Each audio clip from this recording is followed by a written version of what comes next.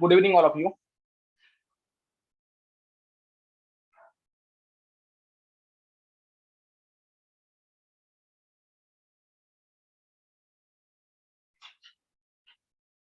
आज आपण आपल्या सिलेबस मधील शेवटचा चॅप्टर बघतोय, ज्याचं नाव आहे जस्टिफिकेशन ऑफ इंडक्शन.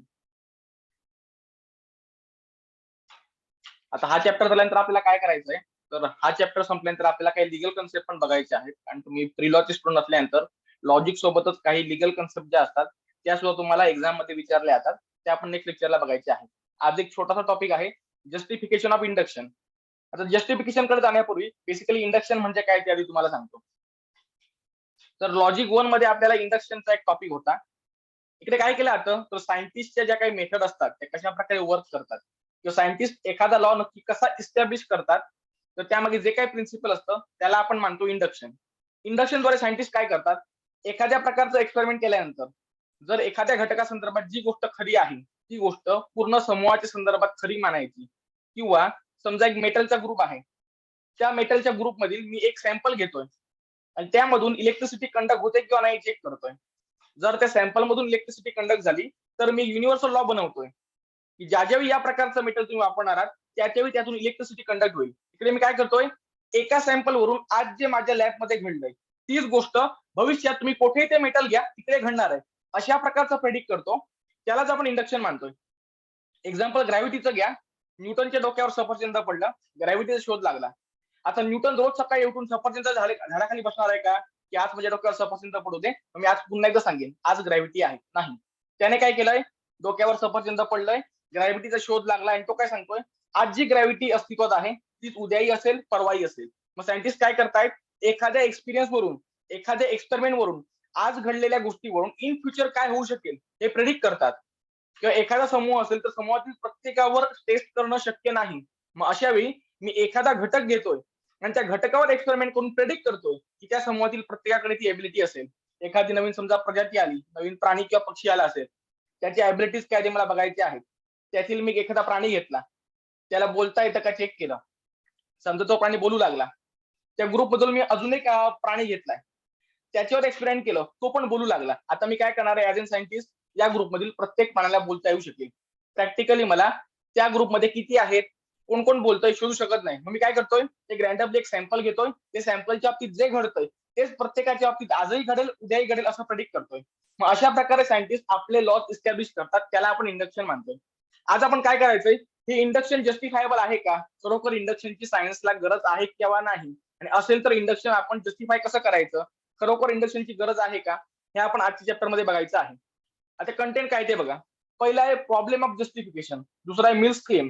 आता गेल्या चॅप्टर मध्ये सुद्धा आपण मिलचं मत काय होतं किंवा एखादा हायपोथेसिस असेल किंवा पॉझिशन असेल त्यामध्ये कोणतं कारण परफेक्ट आहे ते कसं निवडायचं या संदर्भात आपण मिलच्या मेथड बघितल्या होत्या. जी मेथड ऑफ डिफरन्स असू शकेल, मेथड ऑफ सिमिलरिटी असू शकेल, किंवा मेथड ऑफ कॉन्कमिटंट व्हेरिएशन असेल, मेथड ऑफ रेसिड्यू असेल, असे आपण एक 4-5 मेथड बघितल्या होत्या. आज सुद्धा आपण काय करणार आहोत, इंडक्शन जस्टिफाय करण्यासंदर्भात मिलचं मत काय ते बघायचं आहे. पुढे principle of uniformity of nature. आता हे जे काय प्रिन्सिपल आहे हे सुद्धा मिलचंच मत आहे. प्रिन्सिपल काय आपण ज्यावेळी त्या स्लाइडला जाऊ त्यावेळी बघू. त्याच्या पुढे काइंड्स ऑफ युनिफॉर्मिटीज, त्यानंतर लॉ ऑफ युनिव्हर्सल कॉझेशन, पुढे आहे grounds for believe in uniformity of nature, त्यानंतर डच सायन्स नीड युनिफॉर्मिटी, खरोखर सायन्सला युनिफॉर्मिटीची गरज आहे का, पुढे आहे कॅन इंडक्शन बी जस्टिफाईड. तर आता फर्स्ट स्लाइड कडे जाऊया. Problem of justification. On the basis of observe data scientist establish laws, but observation can never be complete. Yet scientists have confidence in the law. The reason behind this confidence is that they trust the reasoning involved in establishing them. That is induction. लक्ष येतंय, scientist एखादी गोष्ट observe करतायत, लॅबवर एखाद्या सॅम्पलवर experiment करतायत आणि ते करतायत काय, त्यावरून एक रूल इस्टॅब्लिश करतायत, एक लॉ इस्टॅब्लिश करतायत आणि सांगतायत काय, जे आज घडलंय तेच उद्याही घडेल, परवाही घडेल, त्याही पुढे घडत राहील. प्रत्यक्षात कोणत्याही गोष्टी संदर्भात ऑब्झर्वेशन असेल किंवा टेस्टिंग असेल, हे कधीही थांबत नाही, कधीही संपत नाही.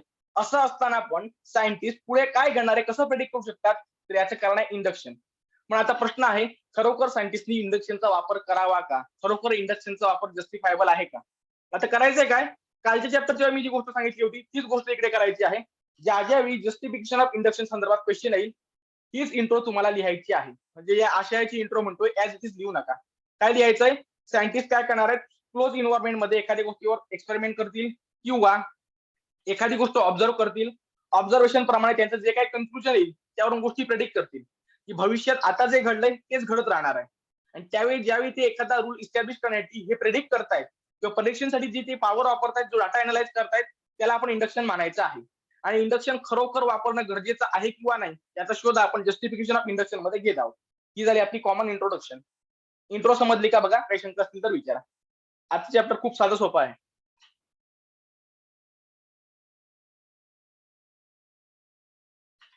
ओके. Mill's claim. आता मिलचं मत काय बघा? Mill wanted to base induction on a principle which will guarantee truth of its conclusion. कोणतीही गोष्ट असू द्या, मिल अशा प्रकारचं तत्व तुम्हाला देऊ इच्छितोय ज्याद्वारे कोणतंही कन्क्लुजन प्रूव्ह होऊ शकेल किंवा कोणतंही कन्क्लुजन मिलच्या प्रिन्सिपलचा आधार घेऊ शकेल. प्रिन्सिपल काय बघा? Mill holds that uniformity of nature as such principle. This principle can be explain by saying that nature is uniform, that is govern by laws. Without this belief in this principle, the scientist will have no guarantee that what is true in observed cases will also true in unobserved one. आता मिलचं मत काय आहे? आपल्या आजूबाजूला जो काही निसर्ग आहे, आपल्या आजूबाजूला जे काही घडतंय त्याच्यामध्ये युनिफॉर्मिटी आहे, एक समानता आहे. विशिष्ट परिस्थितीमध्ये तीच गोष्ट घडणार आहे. फॉर एक्झाम्पल दिवस आणि रात्र घ्या. दिवस संपल्यानंतर रात्र येतोय, रात्र संपल्यानंतर दिवस येतोय. याच्यात कोण तफावत बघितली आहे का? एके दिवशी रात्र आहे ती संपतच नाहीये, हे दिवस आहे तो संपतच नाही. याचं कारण काय? दिवसानंतर रात्र येणं, रात्रीनंतर दिवस येणं, हीच आहे निसर्गाची युनिफॉर्मिटी.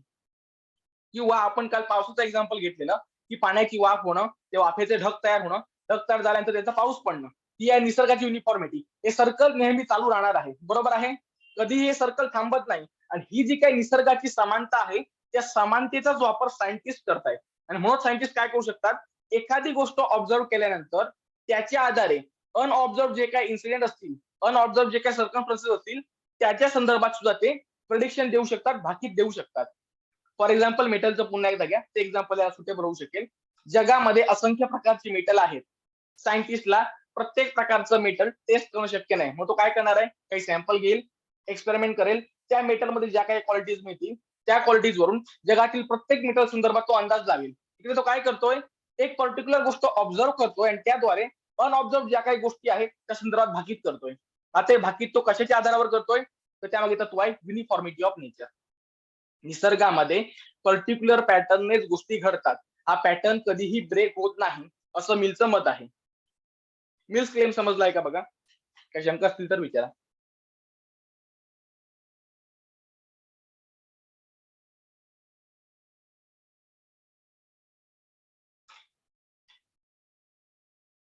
आता हे प्रिन्सिपल काय ते बघूया.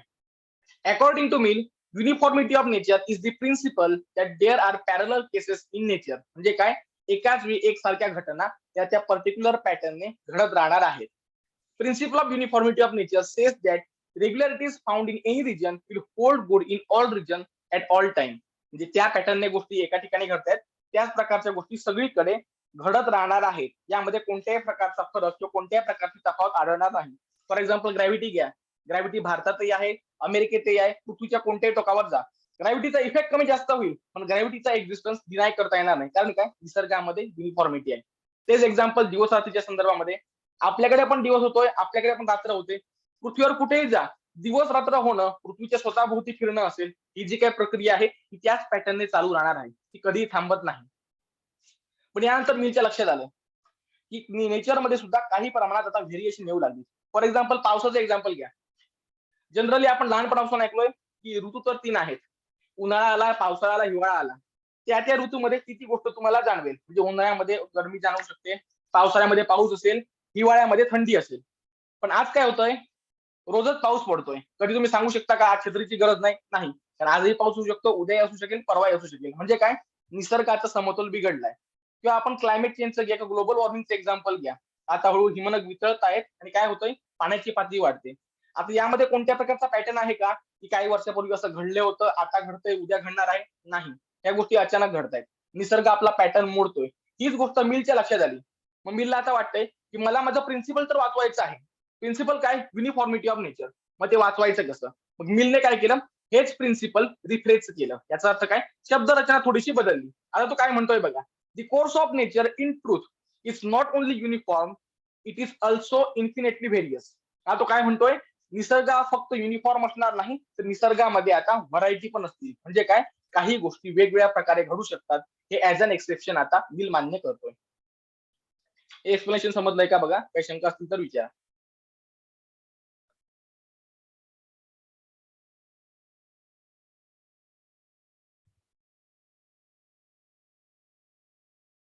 ओके. आता काइंड ऑफ युनिफॉर्मिटीज. मिलने एक तत्व आपल्याला दिलंय की निसर्गामध्ये पर्टिक्युलर पॅटर्न असतो, त्या पॅटर्ननेच गोष्टी घडतात. तो सिक्वेन्स जो काही असेल तो निसर्ग कधी ब्रेक करत नाही.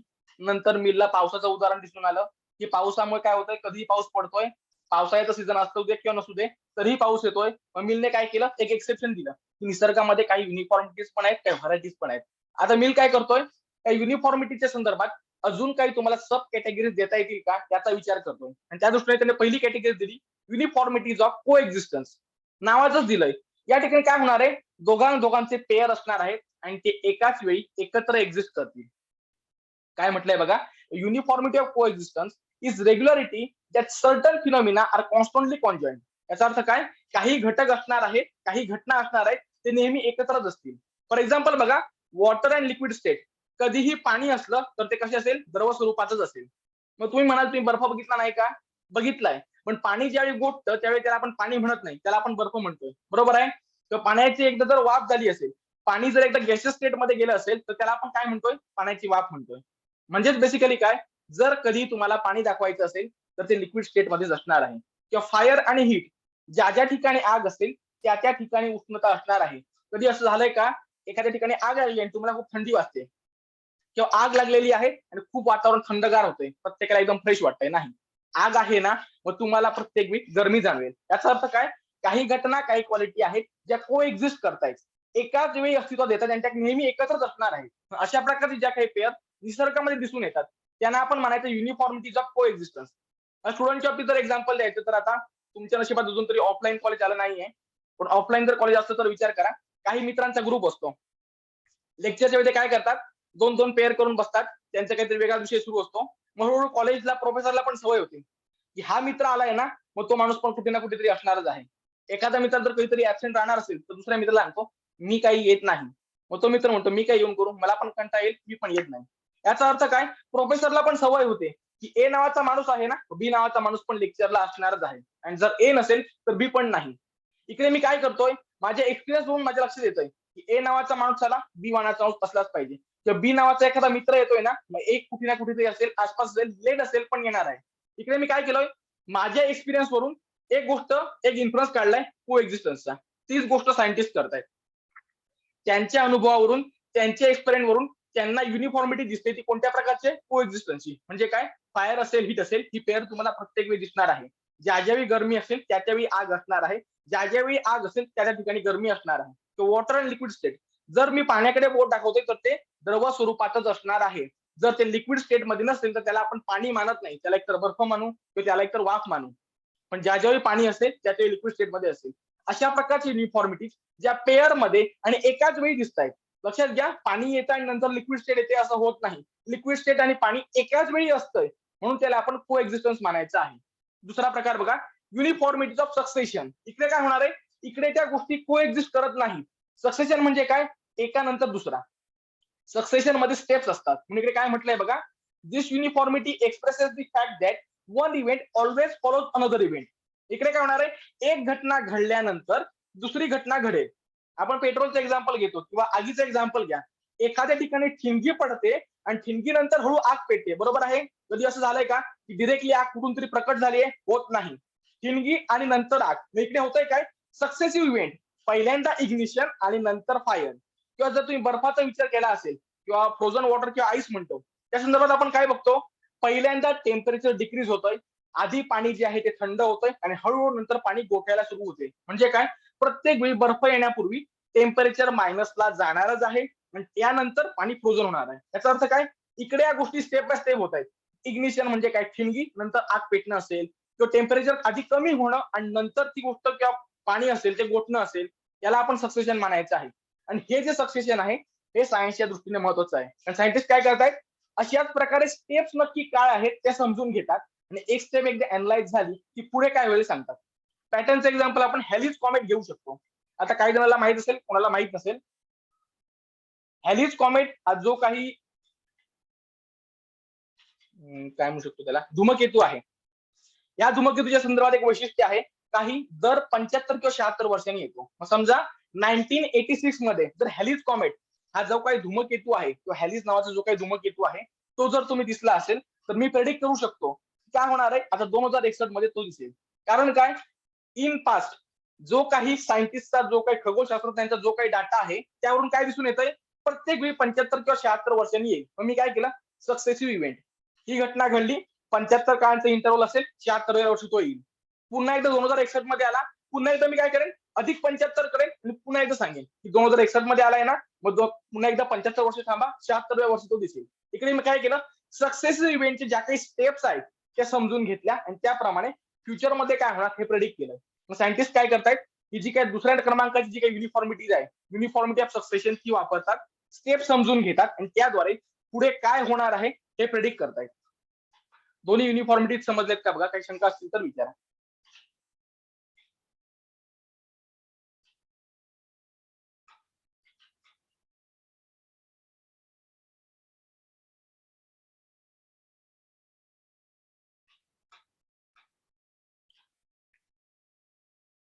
ओके, आता लॉ ऑफ युनिव्हर्सल कॉझेशन. आता झालं काय बघा, मिलने एक रूल प्रत्येकाला दिलेला आहे, सर्वांना दिलेला होता. तो होता युनिफॉर्मिटी ऑफ नेचर. म्हणजे काय, निसर्गामध्ये एक पर्टिक्युलर पॅटर्न असणार आहे, त्या पॅटर्ननेच घटना घडतायत आणि त्यामुळे सायंटिस्ट काय करू शकतात, एकदा पॅटर्न समजून घेतला की भविष्यात काय होईल हे प्रेडिक्ट करू शकतात. पण नंतर मिलच्या लक्षात आलं की निसर्गामध्ये सुद्धा आता काही प्रमाणात बदल होत आहे, निसर्ग स्वतःचा पॅटर्न ब्रेक करतोय. एक्झाम्पल आपण पावसाचं बघितलं, पाऊस आता वर्षात कधीही पडतोय, मग करायचं काय, मला तर इंडक्शन जस्टिफाय करायचं आहे. मग मिलने काय केलं, अजून एक प्रिन्सिपल लोकांना दिलं, त्याचं नाव आहे लॉ ऑफ युनिव्हर्सल कॉझेशन. हा काय म्हणतोय, it represent simple truth that every fact which has beginning has a cause. प्रत्येक गोष्ट जिची सुरुवात झाली आहे त्यामागे काही ना काहीतरी कारण असणार आहे. आणि बेसिकली सायन्स काय करतंय, कारणाचा शोध घेतोय.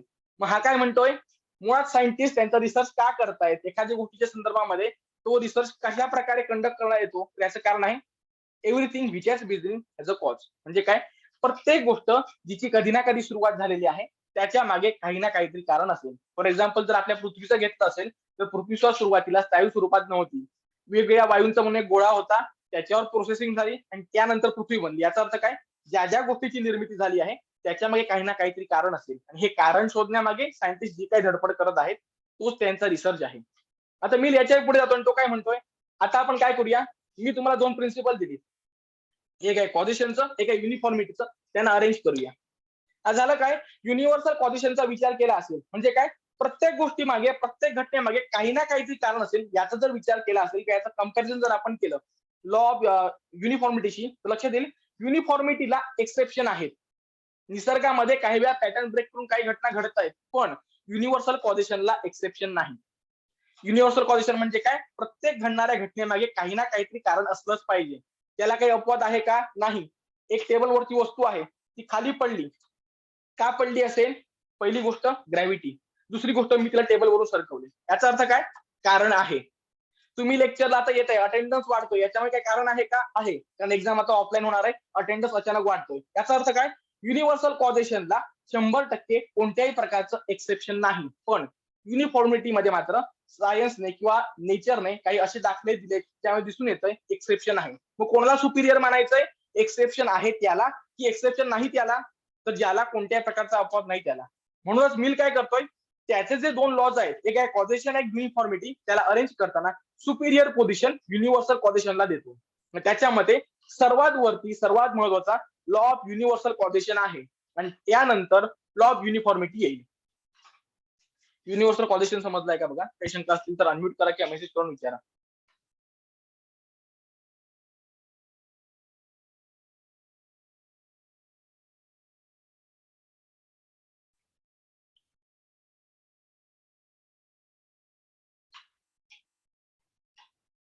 ओके, तर पुढे आहे ground for believe in uniformity of nature. आता इकडे काय म्हटलंय बघा, uniformity of nature which is ground for induction is itself a result of induction. मिलकडे कोणता काम दिलं होतं किंवा कोणता जॉब होता, सायंटिस्ट काय करतायत, इंडक्शन वापरतायत, एखाद्या घडलेल्या घटनेवरून भविष्यात काय होणार प्रिडिक्ट करतायत. हे इंडक्शनचा जो काही यूज आहे तो प्रूव्ह कर, जस्टिफाय कर, तो खरोखर सायन्स मध्ये का गरजेचं आहे हे सांग, हे काम मिलला दिलेलं होतं. मिलने काय केलं, त्याला जस्टिफाय करण्यासाठी युनिफॉर्मिटी ऑफ नेचर एक प्रिन्सिपल दिला, एक लॉ दिला की निसर्गामध्ये विशिष्ट प्रकारचे पॅटर्न आहे, ते पॅटर्न निसर्ग फॉलो करतोय, ते पॅटर्न सायंटिस्ट समजून घेतोय, म्हणून तो प्रेडिक्ट करू शकतोय. आता प्रश्न आला, युनिफॉर्मिटी ऑफ नेचरला मी जस्टिफाय कसं करू. मिलने काय केलं, परत एकदा तो इंडक्शन कडे आला. त्याचं मत काय आहे, निसर्गात युनिफॉर्मिटी आहे हे मला कसं समजलं, तर ते सुद्धा इंडक्शनचा वापर करूनच समजलं. फॉर एक्झाम्पल बघा, तुम्हाला जर विचारलं कावळा कोणत्या रंगाचा आहे, तुम्ही काय सांगणार आहात, काळ्या रंगाचा आहे. कारण काय, आजपर्यंत तुम्ही बघितलेले कावळे काळ्या रंगाचे होते. तुम्हाला विचारलं कोण भुंकतोय, तर कुत्रा भुंकतो. किंवा मांजर काय करते, तर म्याव म्याव करते. आता म्याव म्याव घेणं तेवढं सेफ राहिलं नाही, तरी पण घेते. ही गोष्ट तुम्ही का सांगू शकता, याचं कारण आहे तुमचा एक्सपिरियन्स. बरोबर आहे. तुमच्या एक्सपिरियन्स मध्ये आजपर्यंत काळ्या रंगा व्यतिरिक्त कावळा दिसला नाही. तुमच्या एक्सपिरियन्स मध्ये भुंकणाऱ्या कुत्र्या व्यतिरिक्त बोलणारा कुत्रा दिसला नाही, किंवा म्याव म्याव करणाऱ्या मांजरा व्यतिरिक्त इतर कोणत्याही प्रकारचं, इतर कोणत्या लँग्वेज मध्ये बोलणारा मांजर दिसला नाही. म्हणजे तुम्ही केलं काय, तुमचा जो काही एक्सपिरियन्स आहे त्यावरून प्रेडिक्ट केलं की भविष्यात दिसणारा कावळा सुद्धा काळ्या रंगाचा असेल, भविष्यात दिसणारा कुत्रा स्व भुंकणारा असेल, मांजर असेल ते स्व म्याव म्याव करणारा असेल. इन शॉर्ट काय, निसर्गामध्ये जो काही पॅटर्न आहे, हे पॅटर्नचं प्रिन्सिपल इस्टॅब्लिश करण्यासाठी सुद्धा तुम्ही काय केलंय, इंडक्शनचा वापर केलाय. या ठिकाणी हा मिल करतोय काय, इंडक्शन सिद्ध करण्यासाठी युनिफॉर्मिटी ऑफ नेचर वापरतोय, आणि युनिफॉर्मिटी ऑफ नेचर सिद्ध करण्यासाठी इंडक्शन वापरतोय. तेव्हा होतंय काय, फॉलोसी ऑफ पेटिशिओ प्रिन्सिपी होते. म्हणजे काय, आर्ग्युइंग इन सर्कल. लक्षात येत आहे. कारण काय, इंडक्शन सिद्ध करायचंय ना, मिल म्हणणार युनिफॉर्मिटी ऑफ नेचर कडे जा. युनिफॉर्मिटी ऑफ नेचर सिद्ध करायचंय ना, मिल म्हणणार इंडक्शन कडे जा. इन शॉर्ट काहीच सिद्ध होत नाही. पुढे काय म्हटलंय, principle of uniformity of nature is result of पर सिंपल एन्युमिरेशन. सिंपल एन्युमिरेशन म्हणजे काय, लक्षात घ्या. एन्युमिरेशन किंवा एखाद्या गोष्टीच्या संदर्भामध्ये आपण एखादी गोष्ट प्रेडिक्ट करू शकतो. त्याचे कारण दोन प्रकारचे असतात. एक असतो कॉमन मॅन, जी काही प्रेडिक्टिबिलिटी वापरतो, त्याला आपण सिंपल एन्युमिरेशन म्हणायचंय, आणि दुसरं असतं सायंटिफिक. मग कॉमन मॅन काय करतो, त्याचा अनुभव बघतो, त्याच्या अनुभवाप्रमाणे सांगतो की माझ्या आयुष्यात आजपर्यंत अशा अशा प्रकारच्या गोष्टी घडल्यात, त्यामुळे मी काय करणार आहे, त्याच प्रकारे म्हणणार आहे. आजपर्यंत जर मी जी काही गुलाबं बघितली आहेत प्रत्येकाला काटे होते. मग मला विचारलं गुलाबाला काटे असतात का, हो. भविष्यात असतील का, मी होच म्हणणार आहे. त्याही पुढे असतील का, हो. याचं कारण काय, माझा एक्सपिरियन्स आहे. मग मी इकडे करतोय काय, एखाद्या कॉमन मॅनच्या एक्सपिरियन्स वरून तो सायंटिस्टला थोडासा कमीपणा दाखवतोय. तो म्हणतोय कॉमन मॅनचा एक्सपिरियन्स आहे, त्याद्वारे रूल जे आहेत, जे लॉज आहेत, ते ऑलरेडी इस्टॅब्लिश आहेत. सायंटिस्ट काय करतायत, त्यांनी जे काही अनालिसिस केलेलं आहे तेच वापरतायत, थोडेसे लॅबमध्ये कष्ट करतायत, आणि युनिफॉर्मिटी ऑफ नेचर वापरून इंडक्शन प्रूव्ह करायचा प्रयत्न करतायत. पण पुन्हा पुन्हा तीच गोष्ट होणार आहे, मिल हे जे काही प्रिन्सिपल आहे ते सिद्ध करू शकत नाहीये. याचं कारण काय, पुन्हा एकदा तेच, इंडक्शन त्याला सिद्ध करायला सांगितलं होतं, त्यासाठी तो युनिफॉर्मिटी ऑफ नेचर वापरतोय, आणि युनिफॉर्मिटी ऑफ नेचर सिद्ध करायला सांगितलं की तो पुन्हा एकदा इंडक्शन कडे येतोय. इन शॉर्ट एक सर्कल तयार झालंय, जे युनिफॉर्मिटी ऑफ नेचर कडे इंडक्शन कडे जातंय, इंडक्शन कडनं पुन्हा एकदा युनिफॉर्मिटी ऑफ नेचर मध्ये येतंय. ते होतंय काय, अर्गिंग सर्कल किंवा पेटिशिओ प्रिन्सिपीची एक पॉलिसी होत आहे, आणि यामुळे मिल हे जे काही प्रिन्सिपल आहे युनिफॉर्मिटी ऑफ नेचर हे सिद्ध करू शकला नाही असं मानलं जातं. हे डिस्कशन समजलंय का बघा. काही शंका असतील तर मेसेज करा किंवा अनम्यूट करून विचारा.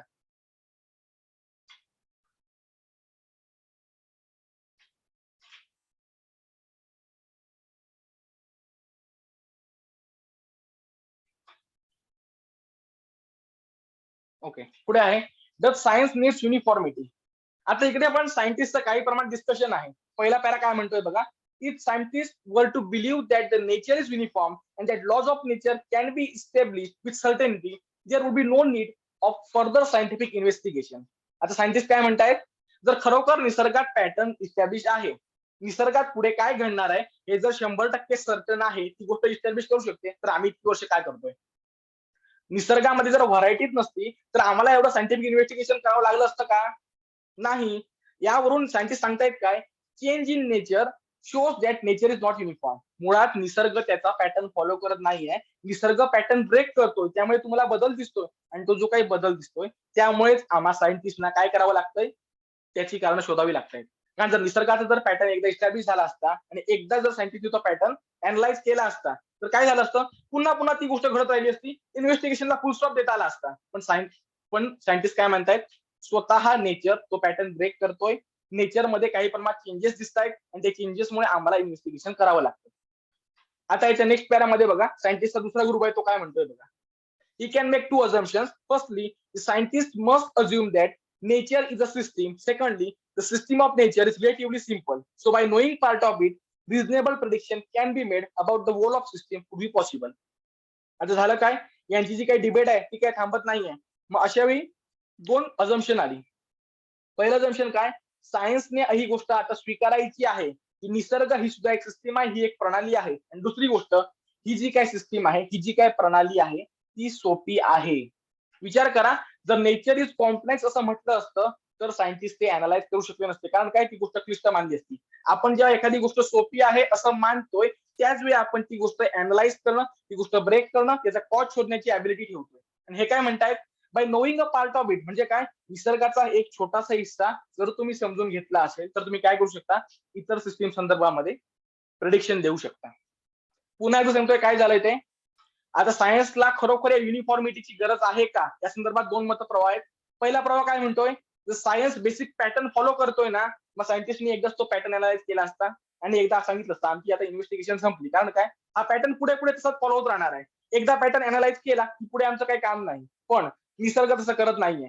निसर्ग काय करतोय, त्याचा पॅटर्न ब्रेक करून वेगवेगळ्या प्रकारचे चेंजेस दाखवतोय, आणि चेंजेस दाखवतोय म्हणून इन्व्हेस्टिगेशन चालू आहे. याचा अर्थ निसर्गात युनिफॉर्मिटी नाही, असा एक वर्ग सांगतोय. तर दुसरा वर्ग सांगतोय काय, अशी गोष्ट नाहीये. प्रत्यक्षात आपला निसर्ग ही सुद्धा एक सिस्टीम आहे, आणि या सिस्टीम रिलेटिव्हली सिम्पल आहे, म्हणूनच तुम्ही सायंटिस्ट ते अनालाइज करू शकता. आणि एक गोष्ट लक्षात घ्यायची, या सिस्टीमचा एक भाग आहे तो जर तुम्ही योग्य प्रकारे अभ्यासला तर तुम्ही रिमेनिंग सिस्टीम संदर्भात प्रेडिक्शन देऊ शकता. याचा अर्थ काय, निसर्गाला ऍज अ सिस्टीम म्हणून कन्सिडर करा, त्याचं एक पोर्शन घ्या, तो ऑब्झर्व्ह करा, आणि त्यावरून तुम्ही रिमेनिंग पार्ट आहे ज्याचं तुम्ही ऑब्झर्वेशन केलं नाही त्या संदर्भात प्रेडिक्शन करा. दोन्ही विचारसरणी समजलेत का बघा, दोन्ही मतप्रवाह आहेत ते समजलेत का बघा. काय शंका असतील तर विचारा.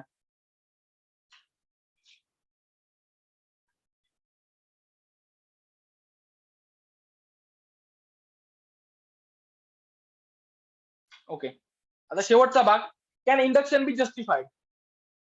The attempt to justify the induction was made because only deduction is considered as a model for all reasoning. आता डिडक्शन काय आहे, तर पुन्हा एकदा लॉजिक 1 मध्ये डिडक्शन झालेलं आहे. आपण लॉजिक 2 मध्ये जे काही सिलोजिझम शिकलो ते आपल्याला प्रिमाइसेस देण्यात येत होत्या, ते प्रिमाइसेस आपण अनालाइज करत होतो, आणि ते अनालिसिस पासून आपण एक डिफाईन कन्क्लुजन पर्यंत पोहोचत होतो, एका सर्टन कन्क्लुजन पर्यंत पोहोचत होतो. त्याला म्हणायचे डिडक्शन. डिडक्शन मध्ये काय होतं, पुरेशी माहिती दिलेली असते आणि त्या माहितीच्या आधारे आपण काय करायचं असतं, कन्क्लुजन पर्यंत पोहोचायचं असतं.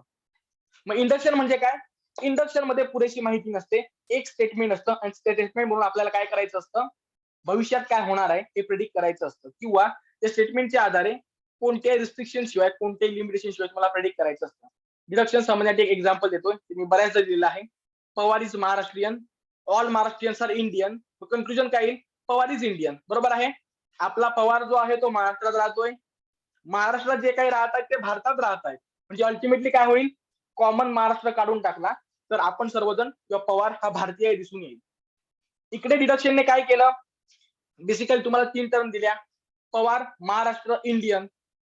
त्याचबरोबर त्याने अजून एक गोष्ट केली, कॉमन पार्ट काढून टाक, कन्क्लुजन मध्ये काय येईल, पवार आणि इंडियन. बरोबर आहे. मग इन शॉर्ट डिडक्शनने काय केलं, कन्क्लुजन कडे जाण्याचा मार्ग दाखवला, आणि त्याचबरोबर तुम्हाला रिस्ट्रिक्ट पण केलं की पवार आणि इंडियनच्या बाहेर जाऊ नको.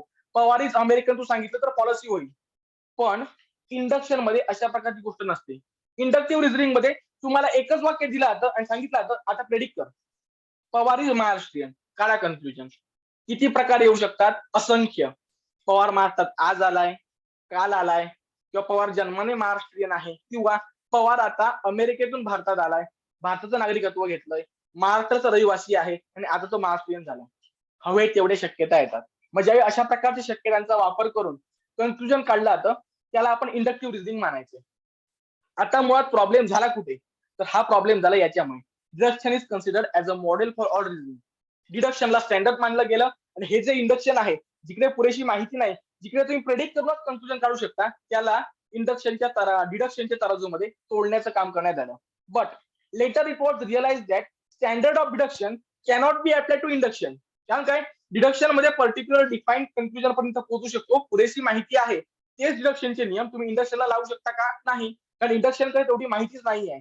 त्यामुळे डिडक्शनचे जे काही रूल आहेत, डिडक्शनचे जे काही रेग्युलेशन आहेत ते तुम्ही इंडक्शनला अप्लाय करायचे नव्हते. पण इकडे झालं काय, प्रत्येकाने मिल असेल किंवा केन्स असेल प्रत्येकाने ओढून ताणून ते रूल इंडक्शनला अप्लाय करायचा प्रयत्न केला आणि त्यामुळे हा चॅप्टर जन्माला आला. Inductive argument has its own standard of its correctness. Inductive argument मध्ये आपण काय बघायचंय? प्रोबॅबिलिटी बघायची आहे.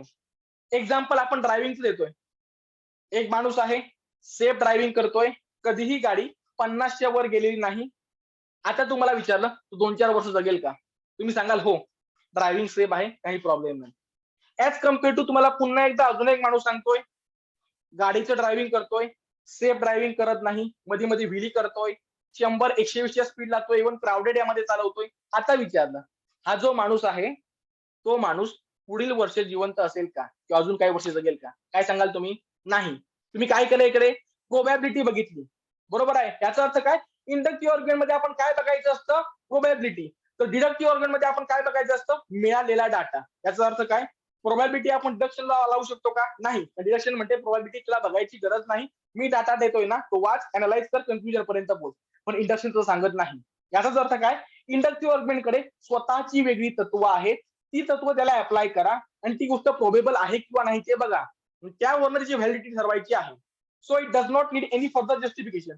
त्यामुळे डिडक्शनचे जे काही रूल आजपर्यंत अभ्यासले ते उगाच तुम्ही ओढून काढून इंडक्शनला अप्लाय करू नका आणि त्याला जस्टिफाय करू नका. कारण काय? त्याचं वेगळं जग आहे, त्याचे वेगळे नियम आहेत, त्यामध्ये तो परफेक्टली फिट इन आहे. ही स्लाइड समजली आहे का बघा? काही शंका असतील तर अनम्यूट करा किंवा मेसेज करून विचारा.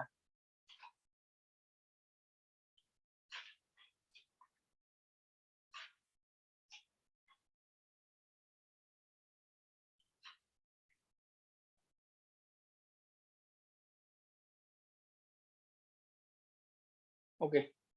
तर कोणालाही काही शंका नाही असं म्हणतोय. आता लेक्चरच्या संदर्भात एक सूचना देतोय. ऑनलाईन ऑफलाईन लेक्चर सुरू झालेले आहेत. ते ऑफलाईन लेक्चरचे सुरू झाल्यामुळे मी आता काय करतोय, तुमची यापूर्वी मी पूर्ण आठवडाभर लेक्चर घेत होतो. म्हणजे मंडे टू सॅटर्डे लेक्चर घेत होतो. आता ती गोष्ट शक्य होत नाही म्हणून मी काय करतोय, सोमवार आणि मंगळवार गॅरंटीडली तुमची लेक्चर होतील. बुधवारी may be or may not be lecture होईल. शुक्रवार, शनिवार आणि गुरुवार तुमची लॉजिकची लेक्चर होणार नाही. त्यानंतर पुढची महत्वाची गोष्ट आहे, आता तुमचे लॉजिक 2 मधील जो काही पार्ट आहे, जो काही सिलेबस मधील जे काही जेवढे काही चॅप्टर आहेत, ते सगळे आज कव्हर करून झालेले आहेत. आता मी काय करणार आहे, मी प्रत्येक मीटिंग रेकॉर्ड करत होतो. तुम्हाला असं मीटिंग जॉईन करताना दिस मीटिंग हॅज बीन रेकॉर्डेड म्हणून नोटिफिकेशन आलेलं असेल. हे प्रत्येक गोष्ट मी युट्यूबवर अपलोड करणार आहे आणि ती तुम्हाला एक प्लेलिस्ट म्हणून अवेलेबल करून देणार आहे. जेणेकरून तुम्हाला कोणताही पार्ट, कोणत्याही चॅप्टर संदर्भात शंका असेल तर तुम्ही ती वाचू शकता. प्लस त्याबरोबर आपण नेक्स्ट लेक्चरला आता काय करूया, फक्त एक तुमचा लिगल कन्सेप्टचा जो काही भाग राहिलेला आहे तो आपण एक्सप्लेन करूया. आता लिगल कन्सेप्ट म्हणजे काय, तर थोड्याफार प्रमाणात तुम्हाला आता हळूहळू कायदा सुरू होणार आहे. या कायद्याची ओळख होण्यासाठी काही टॉर्टचे, काही आयपीसीचे, काही बेसिक प्रिन्सिपल असतील. मग त्यावेळी आपण काय करायचं, ते प्रिन्सिपल समजून घ्यायचं. त्याचबरोबर त्या प्रिन्सिपल संदर्भात वेगवेगळे न्याय निर्णय आहेत, वेगवेगळे कायदे आहेत. त्याचप्रमाणे वेगवेगळ्या सुप्रीम कोर्ट, हायकोर्टच्या केसेस आहेत. त्या केसेसचा वापर करून आपण ती तत्व समजून घ्यायचा नेक्स्ट लेक्चरमध्ये प्रयत्न करणार आहोत. आता ही जी काही पीपीटी आहे याची पीडीएफ करतो आणि व्हॉट्सअप ग्रुपवर शेअर करतो. एकदा वाचून घ्या. जर काही शंका असेल तर बिंदास व्हॉट्सअपवर मेसेज करा. थँक्यू.